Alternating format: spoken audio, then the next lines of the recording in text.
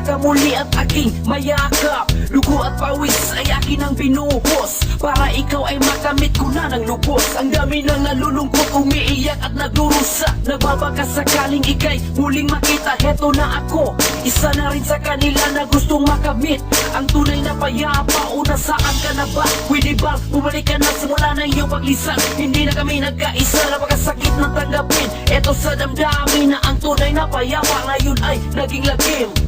Kapayapaan ang puso ko'y nasasaktan sa tuwina. Mga anak ay sugatan sa gitna ng labanang walang kabuluhan.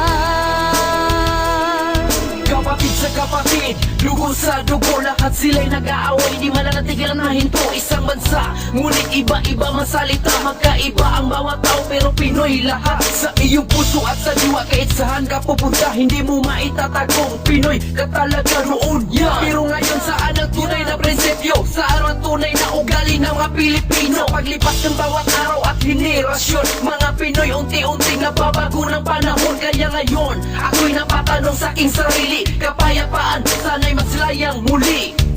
Kapayapaan ang puso ko'y nasasaktan sa tuwina.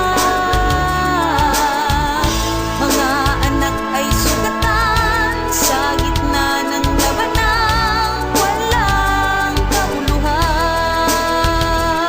Sa paglipas ng bawat araw, ako ay nananalangin na balang araw sana'y bumalik ka na sa amin nang umingiti at hindi na nagdurusa. Ngiti ng kapayapaan ang muli kong makita. Subalit ang hirap talagang mapakinggan ang bawat suliranin ng mamamayan. Sana sa awitin kong ito'y tayo'y magkabuklod, tayo'y magkaisa kahit sa nakaluhod sa hirap ng ating buhay. Pilitin nating tumayo, hawak-hawak kamay. Sana'y bigyan ng halaga ang tula kong ito na inaalay ko para sa bayan ko.